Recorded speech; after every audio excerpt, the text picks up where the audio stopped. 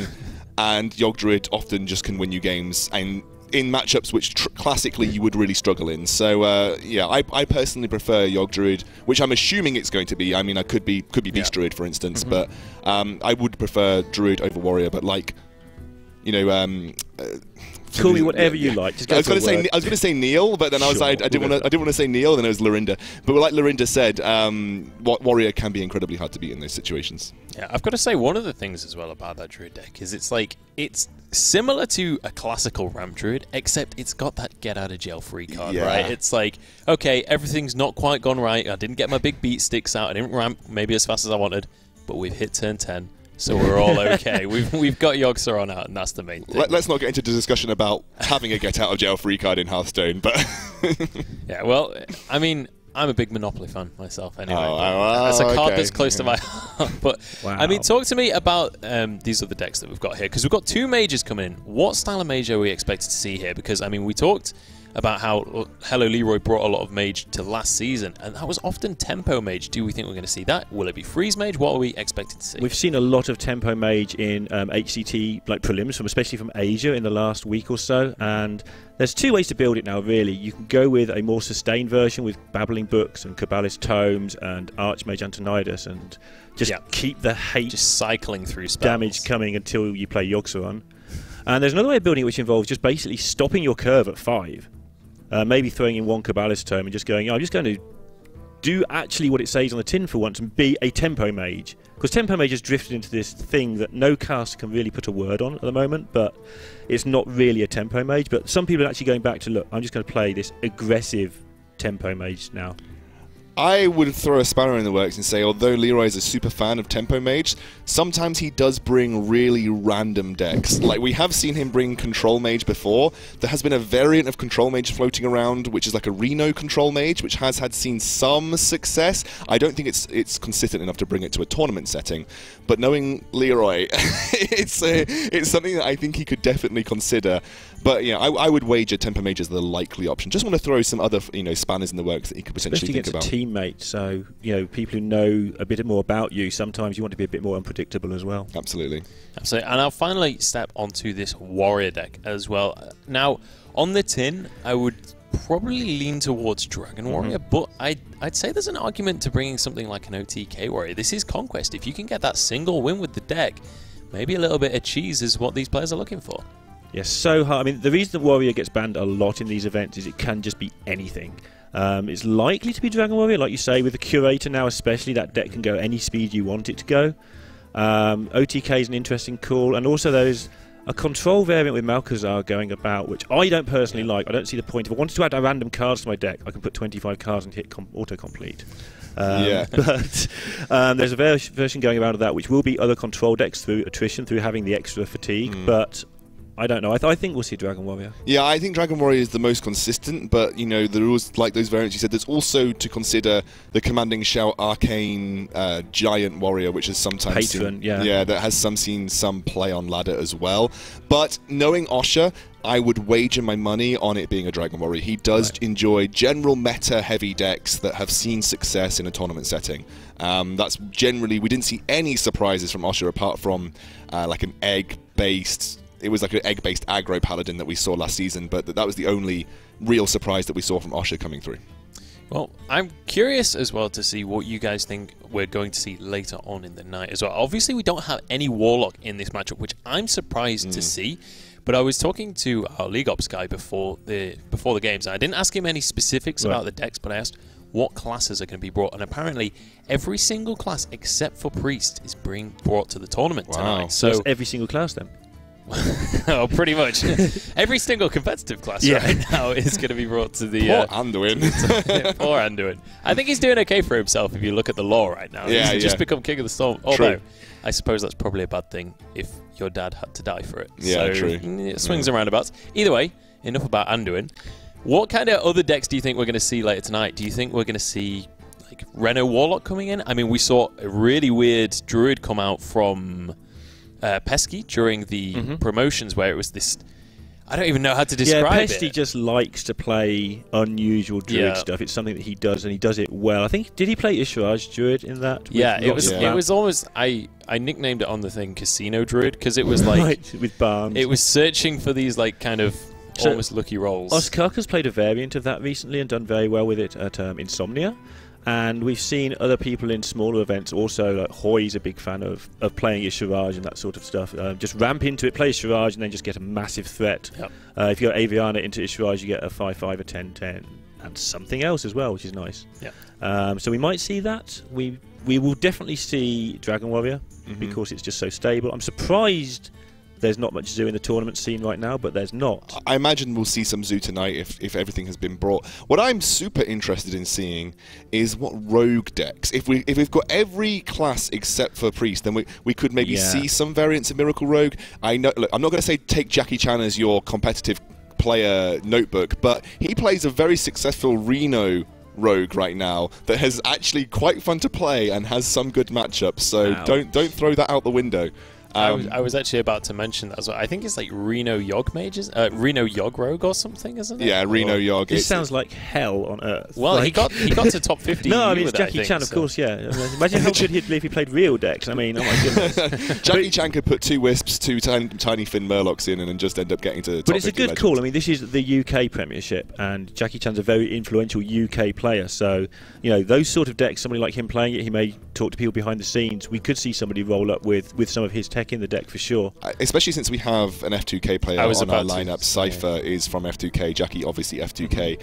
I imagine they've actually been playing a lot of another game recently, a sponsored game. I can't remember what it's called, but they've been playing a lot of like joint streams at late at night. So who knows? Maybe some bonding sessions have resulted in him influencing Cypher to bring brainwashing sessions to bring his Reno Rogue deck to the lineup. Yeah, that is possible. I mean, there is another Rogue deck that I've been calling Junk Rogue, which is a bit unfair to it, but it's basically Swashbuckler and Undercity Hut. Yes, it could be Burgle Rogue. Yeah. Reduce the cost of all your opponent's junk that you stole, and then just do things with them. And I was going to say such a unfamiliar, risky deck to play, right?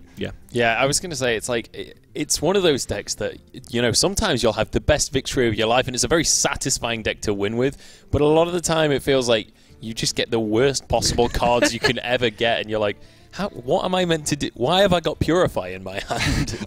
I played it once, and I got 2 Demon Fuses and said I just quit. I just concede on the spot. Rogue does have kind of random issues anyway at times where you sometimes you get these guys on ladder and you play them and you beat them, and the turn before they're supposed to concede, they just go, they just play preparation, coin, cold blood, and just concede. It's like, so putting other junk stuff in your deck isn't really new to Rogue anyway. Half their cards are rubbish on their own anyway. Obviously, if you get an Auctioneer, that suddenly becomes a game-winning setup. But they're not sort of new to having some junky stuff. And in I mean, hand. that's the classic kind of issue with Miracle Rogue, right? Is sometimes you do just draw that stuff that is great when you've got the combo, but if you don't, you might as well have a brick in your hand, So it's definitely one of those issues. I do just want to quickly inform you guys as well. We are having a couple of technical hiccups with one of the players trying to connect to the games. We are currently running a test game, and it all looks okay at the moment, so we should be able to jump into the first match very shortly for you guys. So do not worry, we're not delaying anything. We should be able to get everything up and soon as possible. But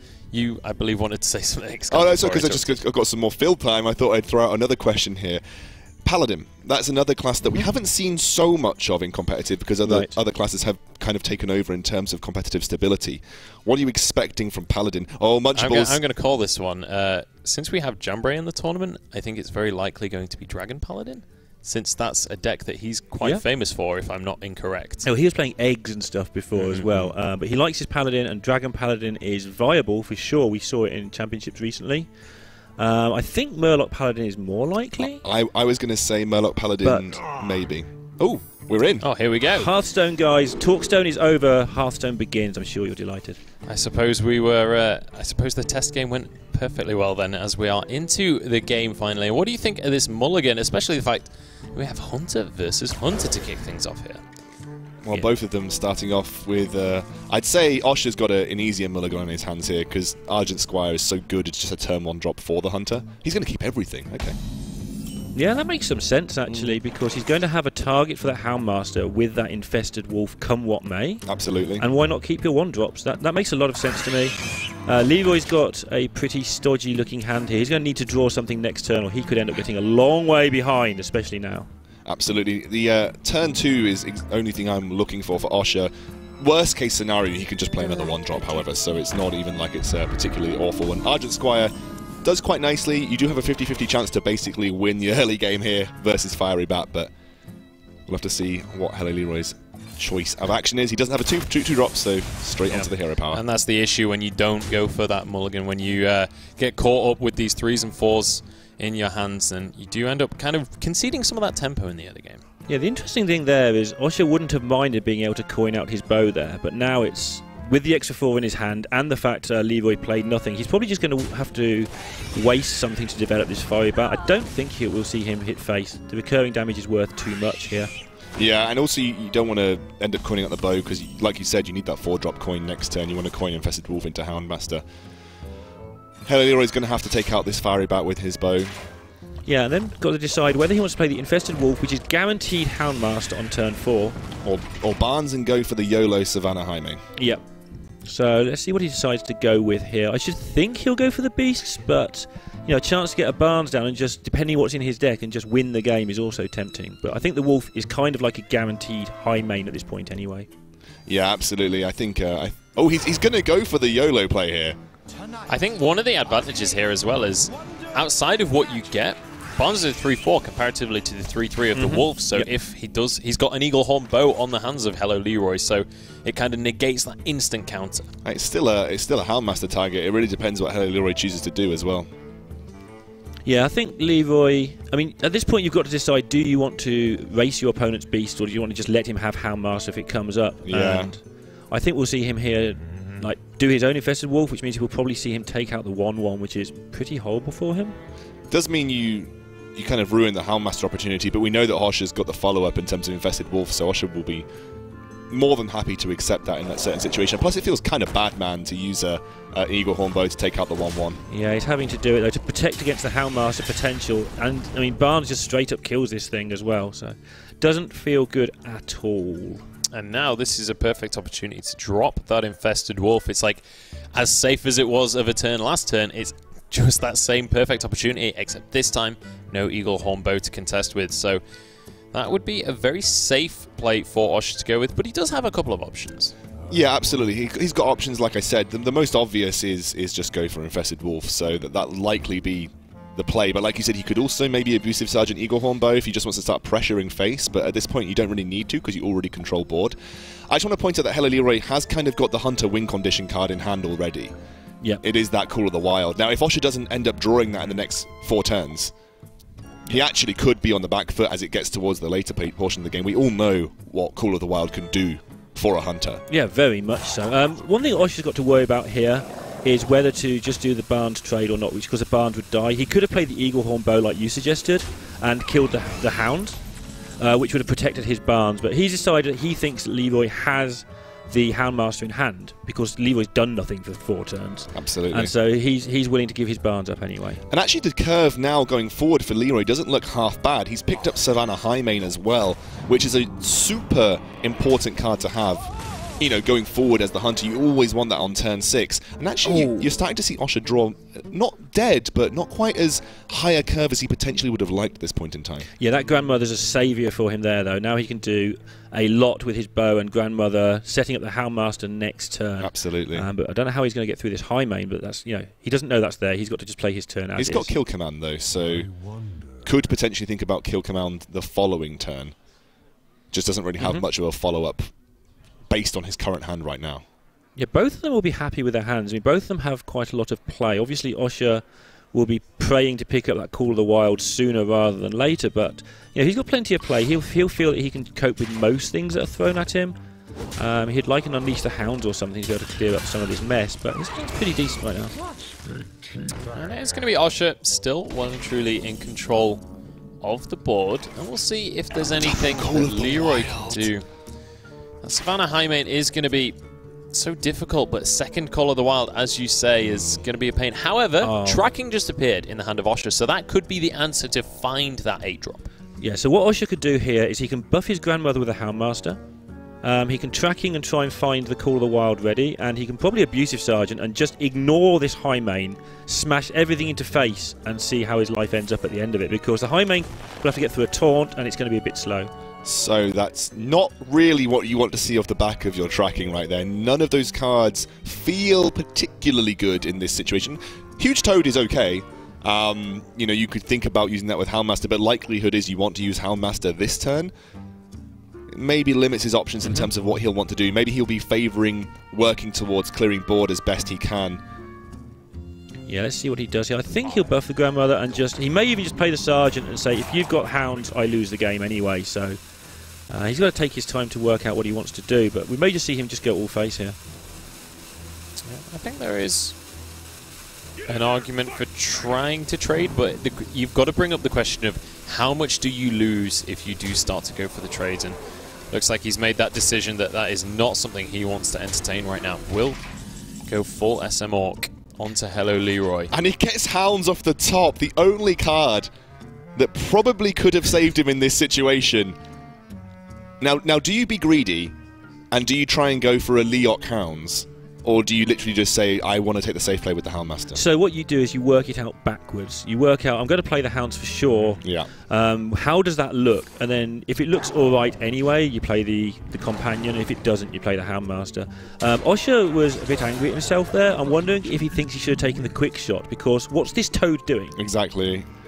Quick Shot would have filled his hand back up on turn 8, for instance, and done a lot more damage. Yeah, absolutely. And even if he got to the situation where he drew another low drop, he could have cycled yet another card. He's going to go for the safe option here, which I think is admirable from HelloLeeroy. I think in going for Leok, what else would it? We wouldn't really have got you anything extra in this situation, so I much prefer taking the Houndmaster draw here. Obviously, sometimes it can feel greedy to go for Leok, but definitely... And he gets Leok guaranteed next turn anyway, along with high main stuff, so yes, he's absolutely fine here. I like the trade at the end there, the 1-1 for the 1-1, just to make sure that his high main is going to be safe from such trades. And it forces yet another resource out of Osha in this scenario. Does have the Eagle Hunt though to deal with the 4-3.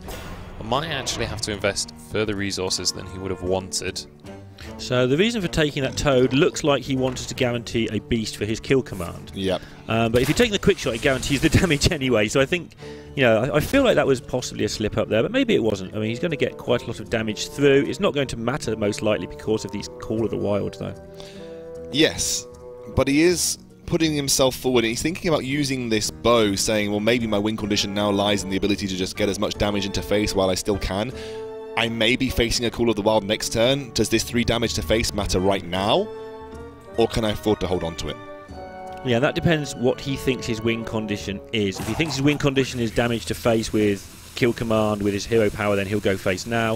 If he thinks he's got any chance of getting a board back afterwards, then he won't. And yeah, he's just going to kill this, and he thinks his board's good enough if Leeroy hasn't got Call of the Wild. And if he has, well, that's just Hearthstone. It's just Hearthstone, boys. And we know Leeroy's got 2 of them. 2 just Hearthstones. 2 just Hearthstones right there. Well, we'll see. I was going to say we'll see what he chooses to do here. But there wasn't really a choice available to him. The left one or the right one? Yeah, deciding which one to go for. But I think he's just pretty much working out how soon he can end the game at this stage, how quickly he can finish off his opponent. Because let's remember, he's about to be Osha's turn 8, and Leeroy doesn't know that this is a kill command. He's just been holding onto a card. This, for all Leeroy knows, could be that same Call of the Wild. It's interesting that he chooses to do it that way around. I would have thought maybe I'd like to play around. I don't know how impactful, you know, Unleash the Hounds could be, but I feel like had I used Huffer in that situation, it would have been slightly more favourable. Plus, if, you know, for some random reason he pulls out an explosive trap, then Leeroy's not going to be happy with this situation either. Yeah, I'm just looking at that play. I'm always known for trading a little bit too often, but I feel that with another Call of the Wild in hand, going face there, it does guarantee lethal next turn, which is what all pro players look for, but I think he could have afforded to trade. I don't think it matters, though. I think he knows that either play is very similar, and, you know, he wasn't going to die. As well. Unfortunate. Searching for that slime to hit onto one of the hyenas, but not so lucky today. He's just going to have to finish off the turn by getting 3 damage onto face here, but not ideal for Osha, and I think he's just about out of time on this one with another Call of the Wild in the hands of HelloLeeroy. Yeah, Leroy had done the maths here. He knows how much he needed to go face last turn to set up the one-turn lethal before trades. And that was also super important that Toad went face, because I think if one of those hyenas hadn't, one of those hyenas had gone down, I think actually he might have survived by a sliver. If I just work this out, 5 plus 5, yeah, he would have survived by literally about 1 HP, I think. So.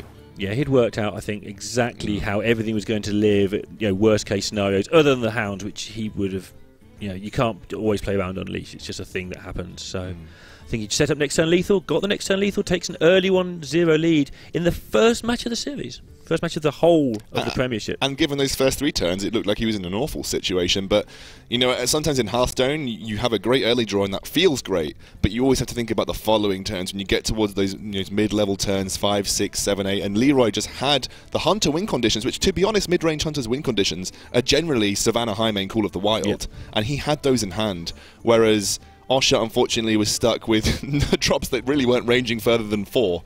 And Barnes didn't give him the Savannah Highmane, which could have instantaneously won him the game on the spot, which is why I think I agree with Lorinda when he said that was the riskier of the 2 plays. Absolutely. Well, we're going to jump into the second game.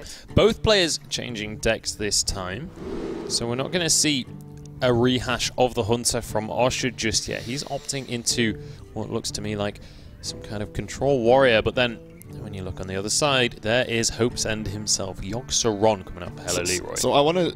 Lorinda's looking slightly triggered right now, and I'm wondering whether it's Firelands Portal.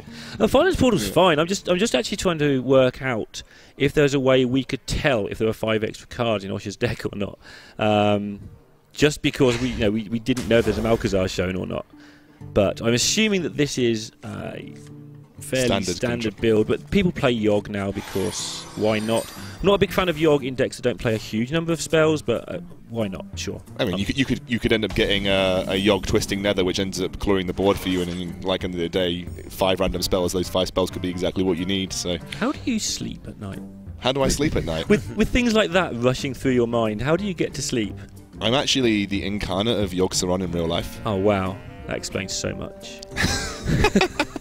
That just explains half the dribble that comes out of my mouth, right? Hey, I didn't go there. I was waiting for Munch to do it. So Munch is far too nice for that, Lorinda. Leroy has got a lot to work with here. So normally, obviously, you just drop down the Mana Worm and don't even worry about the rest of your life. But he does have other options with the 2 drops. He's probably planning his whole game from this point onwards. He does, though. That's kind of HelloLeeroy in a nutshell. Plans his entire game turn 1. And it makes sense, right? Because this turn's pretty easy. Yeah. But next turn is not. What do you want to do with your... Do you want to play the Sorcerer's Apprentice and the coin and something? Or do you want to just play the Cult, Apothecary, etc.? And so next turn you might want more than 70 seconds. Absolutely. I think you have to make the decision. You play Sorcerer's Apprentice if you want to play something off the back of that that's going to help you trade favourably. And he's actually pulling out Blood for Ica here now. As Osha, do you just Blood for Ica and know that you might end up getting a trade if you're lucky next turn? Yeah, you have to. I mean, if it doesn't get the trade, at least it's been eaten up another spell. It's a 1-mana spell, so if you can trade it for anything of theirs, it's never going to be a disaster, although obviously Tempo Mage can snowball. We know that there is Arcane Blast in hand here for HelloLeeroy, and he can use Sorcerer's Apprentice and Arcane Blast for free, so he actually comes out at a point where this isn't awful for him, and actually he's going to go for the Blood for Ica play. Yeah, and there's more BM going on in this game than there is at this casting desk, I think.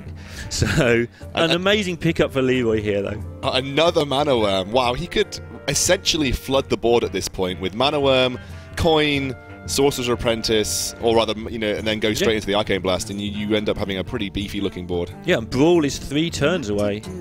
And any messing around with the new weapon that hits 4 things, that's 3 turns away as well. So I think we'll just see Leroy, spew a load of minions onto the board, clear the board, and start hitting a lot of damage in here. Why not?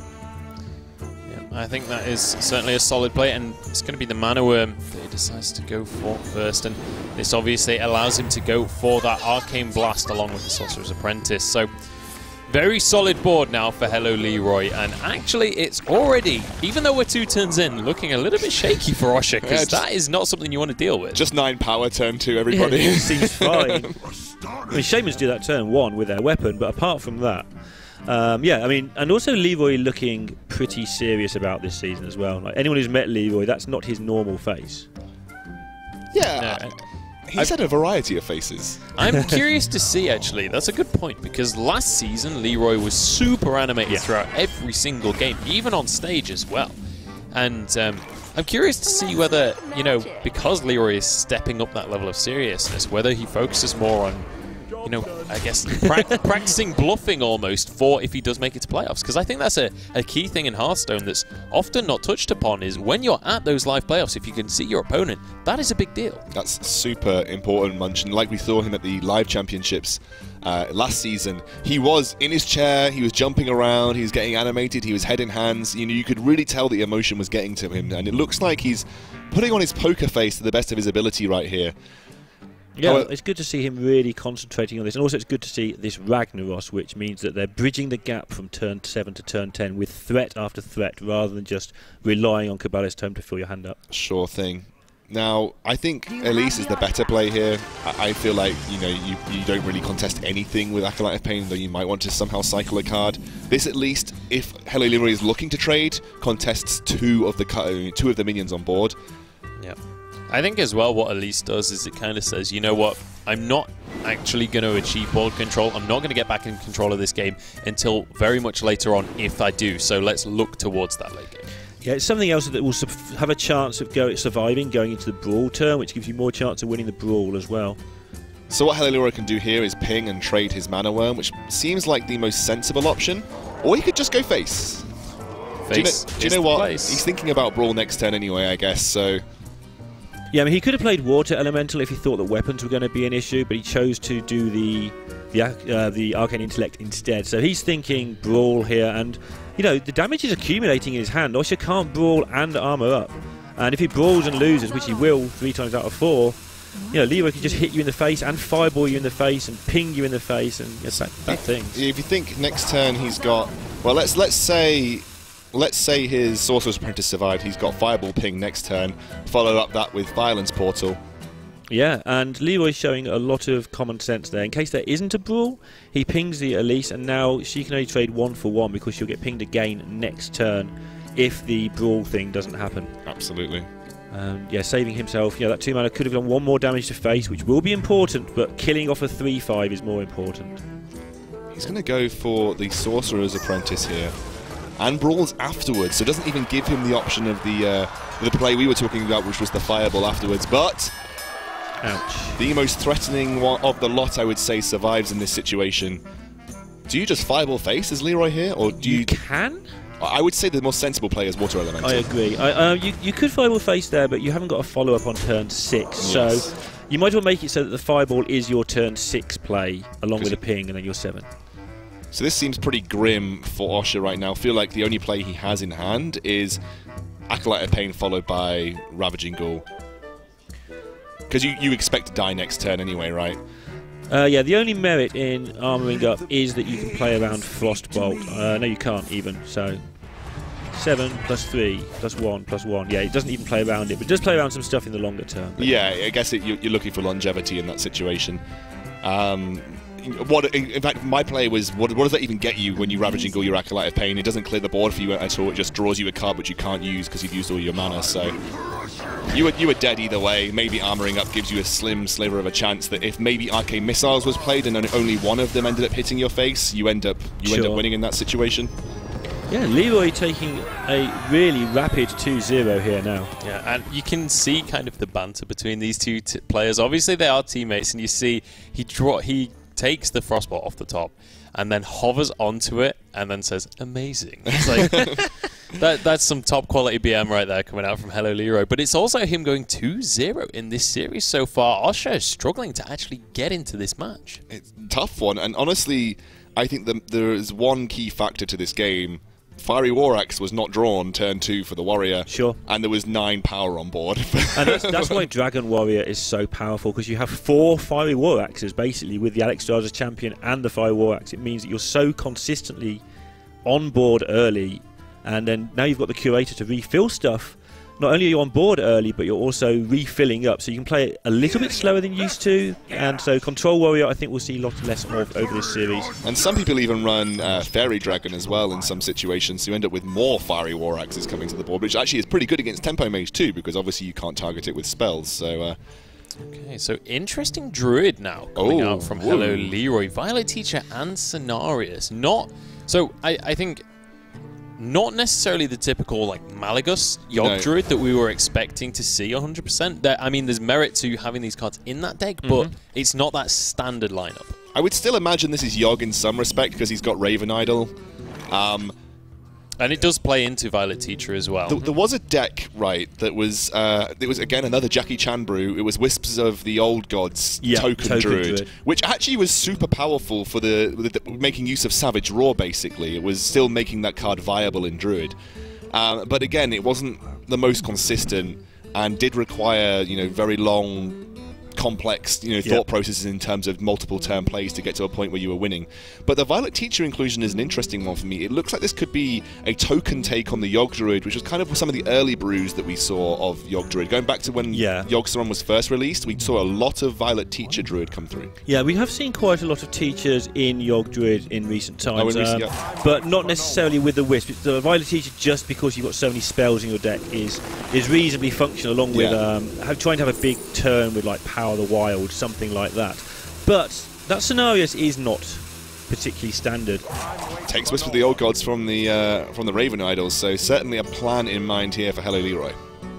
I guess against Control Warrior, he knows it's Control Warrior, right? So Wisp of the Old God, you follow a Brawl, you fill your entire board up with 1/1s, which in itself is basically 7 power. So, and if there's something crazy in here, like a Soul of the Forest hiding around, which Jackie Chan again was one of the people who started playing that card a lot. Other people started playing it when they go, hey, Raven Idol, I keep keeping this Soul of the Forest thing, let's actually put it in my deck. But Jackie Chan just straight up misses the middleman and puts it in his decks anyway. That could be a card that would work well here if Leeroy is doing something a bit out of the ordinary. But Cenarius just buffs tokens. In general, I think this is probably a fairly standard build, but it's very hard to tell at the moment. I mean, if we see Yogg, then I wouldn't be surprised. It's sort of a Yogg variant of there's the Cenarius of the token Druid. But as it stands, this is looking more like the original sort of token Druids that I saw probably around 3 months ago when Wisp of the Old God first was released. This is kind of the Druid that flooded the board, and then people started adding Yogg afterwards, and because when Yogg was first released, people didn't play it that much apart from in Tempo Mage, and then everyone started realizing, hey, Yogg-Saron can instantaneously win me the game for 1 card. And you started seeing it crop up in almost every deck, and that's why you're even seeing it sometimes now in Control Warrior, because why the hell not, right? It's 1 card, and especially in Control Warrior, you can sometimes sacrifice some of your later game cards for a 7/5 for 10 mana, which isn't great stats, but it's still threatening. And what it can do is, even if you've cast 5 spells, it can sometimes cast you that 1 spell that just wins the game outright. So I feel like Yogg, until it gets rotated out, will be a staple across multiple decks. Yeah, it's just a really powerful card. What you just stated to do with the Control Warrior, that's how people played Yogg in the first place. Hey, it's powerful with 6 or 7 spells, and it is, don't get me wrong, but at that point I don't think people were complaining, just the occasional troll in video, hey, this funny thing happened. And then people, like you said again, with the Mage deck, suddenly realised, hang on, if we just play 17 spells and then cast Yogg, I don't lose. And then Druid went, well, we play spells anyway, let's put it in Druid, and now people are starting to go back and say, well, they've forgotten the old times. They've forgotten that Yogg with sort of 5 spells cast, he's alright, but sometimes it's a bit sad. Yeah, I mean, I don't know what kind of Yoggs you've been playing, but every time I play Yogg, it plays Sprint 5 times in a row, and I end up overdrawing and killing myself. That's about the size of it for me, yeah, exactly. Well, taking a look back into the eyes of HelloLeeroy here. 4 mana, 1 away from using that Nourish, which is, the situation you'd love to be in right now. Do you look towards the Violet Teacher here? Do you dare play that just naked on the board? I feel like it's so tough to play Violet Teacher naked here. I would almost be tempted to mulch this at least. I know it sounds horrible, or just pass with Hero Power once more. I just feel like Violet Teacher into a Warrior is asking to have it removed, especially with a minion on board already. Yeah, I'd agree with that, and Leeroy agrees as well. This Druid deck, those sort of decisions, one of the hardest things to do in all of Hearthstone is to do nothing. Those are the decisions that split the good players from the very good players like Leeroy. Yeah. This is an awkward turn now for Osha, and this is something I was while he was considering using the coin to release last turn, I was kind of thinking, is this worth it? Because you set yourself into this turn 4 where you actually don't have any really good play to go for. I mean, you could potentially put up the Fiery War Axe, but do you want to just play that on the board? You don't really know what kind of druid this is either. At this point, it's why not with the Fiery War Axe. My play, turn 2, you make the decision sometimes whether you develop War Axe or you don't, or you armor up. This turn, what are you going to play anyway? You might as well develop your War Axe and use your armor up, unless you're trying to bluff that you don't have it. I personally would happily develop the War Axe here. Yeah, there's very few, like, there was a phase, and there'll be another phase at some point soon, where people play Acidic Swampoos and Harrison and stuff like that, so you kept your War Axes back and make sure no bad things happen to them. But at the moment, for the most part, those cards haven't come back in yet. We did start to see little bits of it happening at sort of Japan Championship and stuff, where people are going, you know what? Maybe Harrison's worth it We're getting into this weapon meta, especially with Spirit Claws in Shaman being a thing as well. So HelloLeeroy making, I think, the cleverer of the plays that he had with Nourish, seeing that his hand would overdraw him essentially, or very close to. He also wants to go for a big swing turn. You know, he wants to either flood the board very quickly with Wisps, or he wants to start swinging with Violet Teacher with 3 multiple spells. I think he's hoping to draw something like an Innovate soon, or even just a 1-mana spell. Living Roots would be fantastic. I think, you know, if he draws Living Roots, he'd be over the moon, because basically that ends up giving him Violet Teacher, Living Roots, Power of the Wild, which is a fantastic turn for him. And that's part of what you were mentioning, Lorinda. Some of the best players, they will not play on curve because they know the combos they can pull off with specific cards can be fantastic. One of the main things that I saw with Tempo Mage is that some people would play Flame Waker turn 3 with nothing to follow up with and just have it removed, whereas some of the better Tempo Mage players would wait till turn 4 and then combo Flame Waker with something to, you know, at least get control back of the board. So. And then some of the worst players will watch that and they'll do it on turn 7 and then they'll die on turn 8 because they held it too long. Yeah. So, you know, when you're watching somebody do something like that, like hold on to a card, you've got to do it in context of why they're doing it and why they're doing nothing. What are they going to do? Because sometimes doing nothing is appalling.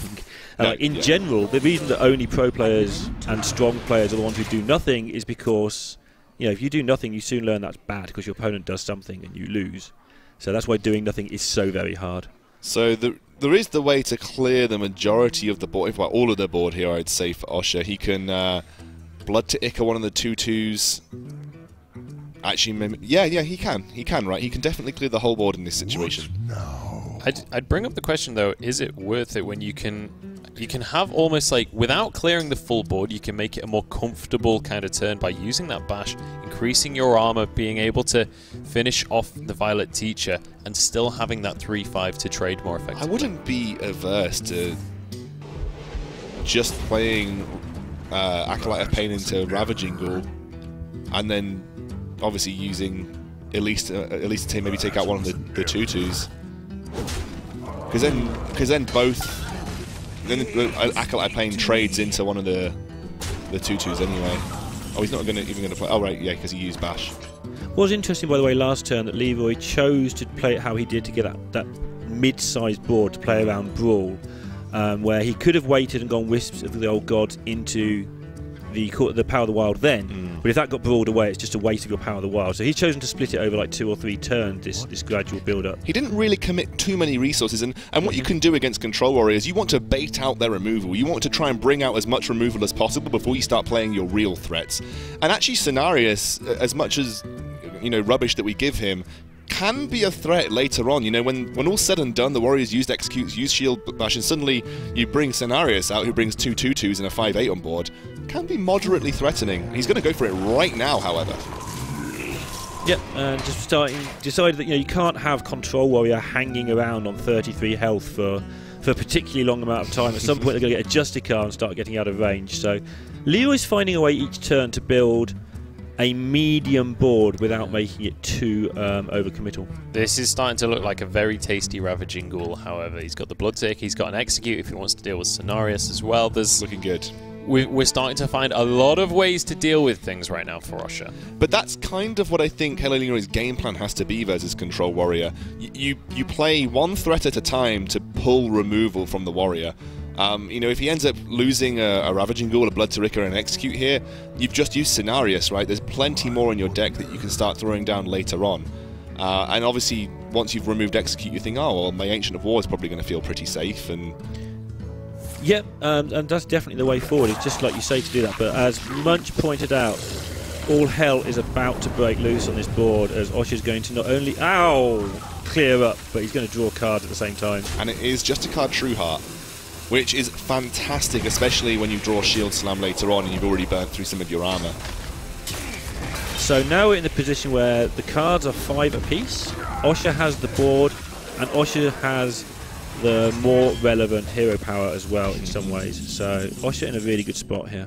It could be a pretty easy swipe if he wants it.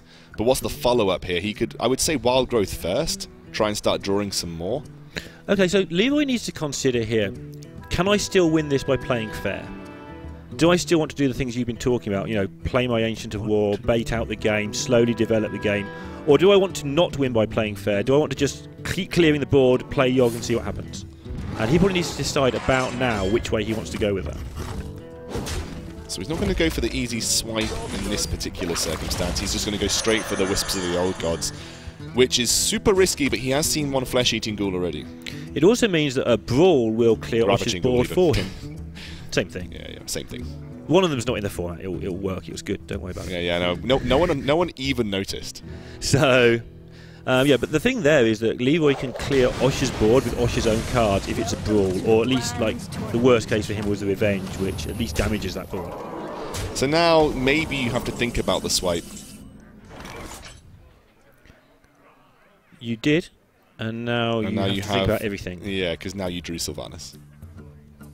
Yeah, I mean, swipe and use a Wrath to finish off the Ghoul always looks tempting as well. You get a little bit of card draw out of that. Such Lancers.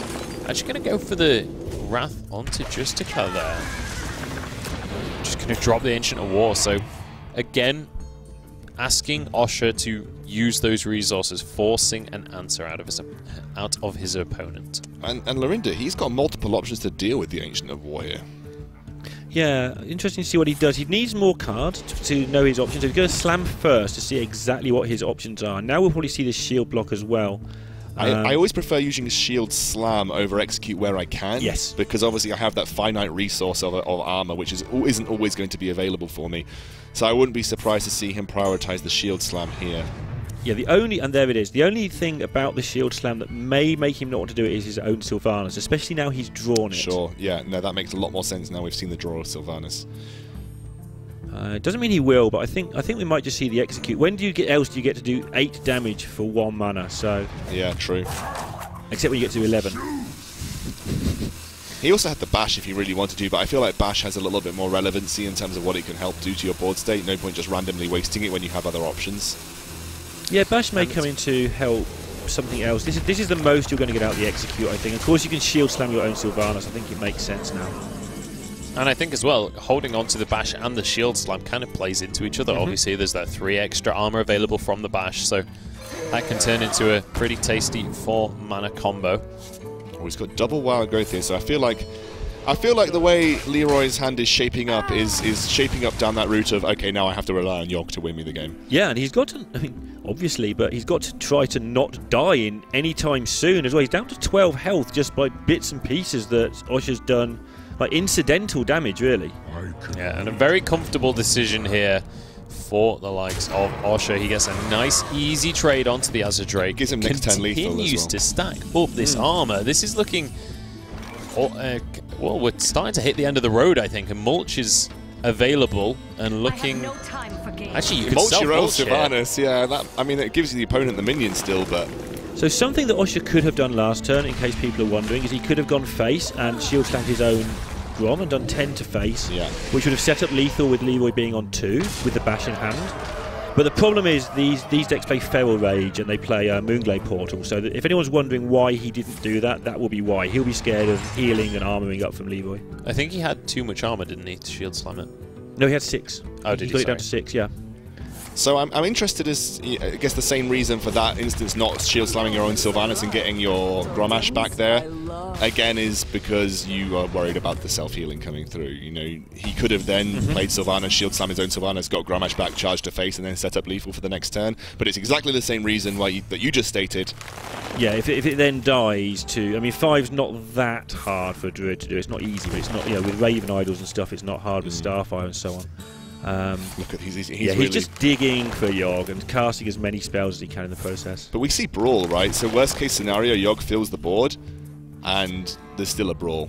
I mean, worst case scenario, Yogg fills your hand full of all sorts of stuff and hits your opponent for 20. Tree of Life might be a worst case scenario right now for Yogg. Yeah, I don't know if Tree of Life's rotated out. It's rotated out, yeah, maybe. It definitely would be an absolute nightmare if that was in the format. But you can heal a lot. You definitely can heal a lot from Yogg.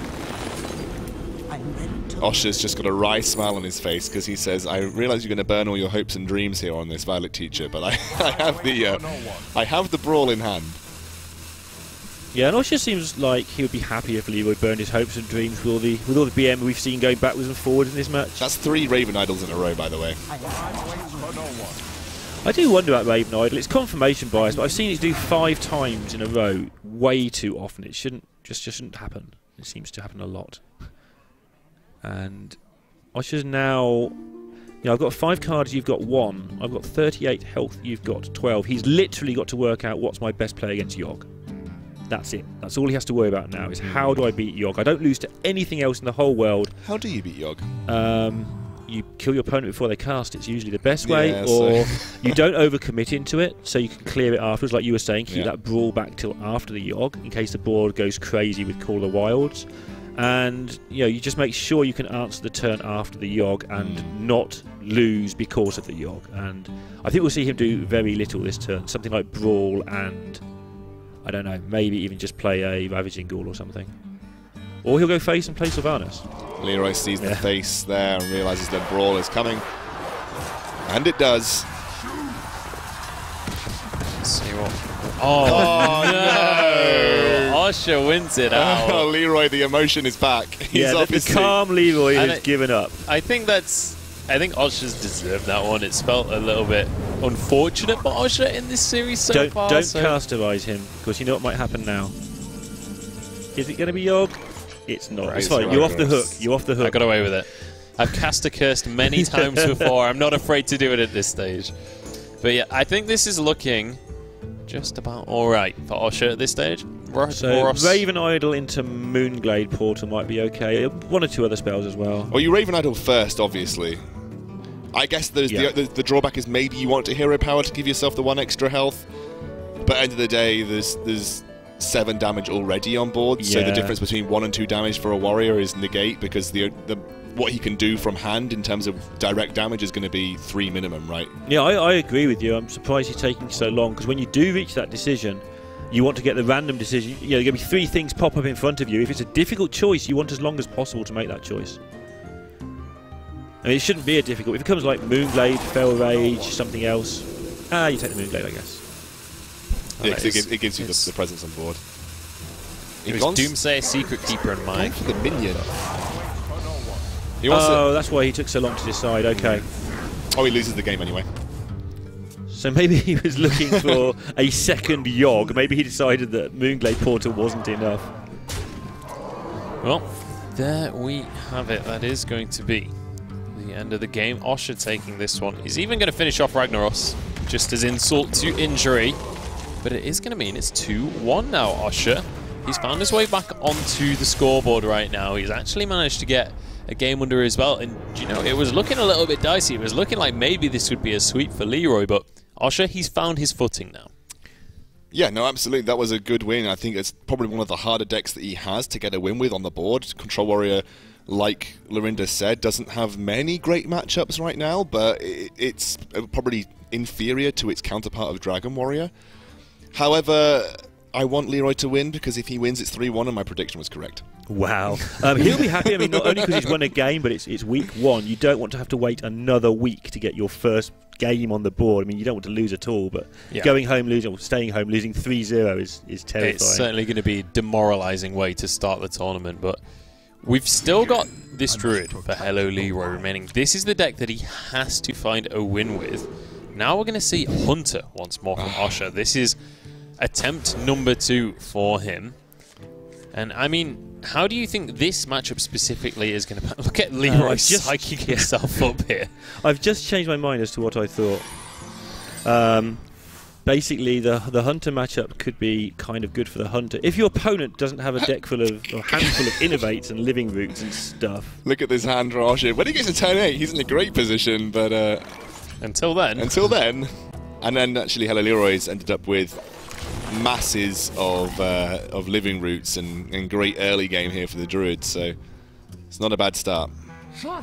He does have a kindly grandmother at least, so there's going to be something to contest the board with. But realistically, as Hunter, you don't want to be contesting the board. You want them to be contesting the board. You want them to be answering for you. That's going to be the big thing. But we'll see how Leroy wants to play this one out. He has many, many options available to him. Literally, his whole hand is available right now. I guess you're worried maybe about Living Roots Coin Power of the Wild because you could get partially punished by Unleash the Hounds, but... I guess, yeah. At this point, do you just go for it? Because it just feels so juicy. It does seem good. I mean, how punished do you actually get if he has it? You lose 3 minions, you still keep 2 2/2s. The look on Osha's face right now. Yep, that's a thing. And this is still got the Innovate in hand, which means if he draws any even mid-rangey card, he's going to do just terrorizing things to Osha. It's not going to matter because Osha hasn't got the Unleash the Hounds anyway. No, like you said, it's only something that HelloLeeroy will be considering, but we know that the best option he has here is either Quick Shot or Kill Command to just take out one of them, even if you do that at all. Yeah, and I mean, he's got to work out how much damage he thinks he's going to take from these in the next sort of 2 or 3 turns. Leroy's thinking, who's the Hunter now? Because he's the one with all the cheap, efficient minions on the board right now. Do you even just use Wrath to get rid of that, or... Oh, he's thinking about maybe Innovate Nourish here to just refill his hand, and then he uses the 2/1 to trade into the 3/2. Yeah, and he'll be considering his Raven Idol options as well. Yeah. So if I'm going to Raven Idol, what interacts well with this hand, given that I've got the Wrath anyway? And do I want more buffs? Do I want more removal? How do I want to deal with his turn 4? What's the worst that could happen? We'll see him kill this 3/2, and probably with the Wrath, but there's a lot of planning here. Soul of the Forest could be amazing for him as well. It gives him some insurance policy on his board. Yeah, that would be terrifying right now. That would probably just win him the game if he could get that cast. See what he gets. He's going to go for the Raven Idol play. I feel like the Nourish play may be a little bit greedy. Yeah. He's going to opt away from that one. I'm a greedy player. It's Starfall, Mark of the Wild, and... he gets the buff. Power of the Wild coming on through. It's all going to happen this turn. He's going to come in for 9 points of damage, and Osha's going to see the really, really bad news. He's not even bothering. He's not even bothering. He's saving it. Yeah. Because next time he can do so many things. I guess if he draws Violet Teacher next turn, then you have Violet Teacher, Innovate, Power of the Wild. I already asked you how you sleep at night, right? So, Leroy's option here looks like Innovate. I mean, Nourish. I don't even know what he wants to do here. I'm a little bit. I can't quite work out why he didn't go for 9 last turn, but that's the only thing I'm worried about here. Yeah, because it was maybe a lot of damage he ended up missing out, but there'll be a reason that we're missing. We're missing, unfortunately. Yeah. But now we're going to get that Nourish, and then he's going to have even more options available. And yeah, just refilling this hand. There's the Violet Teacher. Yeah, so if Leroy was struggling for momentum at this point, he's just about covered up any of those cracks in the armor. So what do you think about the Innovate Wrath, then your 2 healthy 2/1s into the 1/1s that it produces? He might, but that would scare me because it's just taking up too much time, giving your opponent a chance to draw that Unleash the Hounds. So yeah, he's just going to get this damage into the face now because he's got 4 from the swipe as well. Look at the little head shake from Osha right there. He's like, really? Is this actually happening? He can clear board, but he does use practically all of his burst in the process. Right, this is kind of what I meant when I said who's the Hunter now. We've got the Hunter using up his burst to not die. and feels pretty bad right now.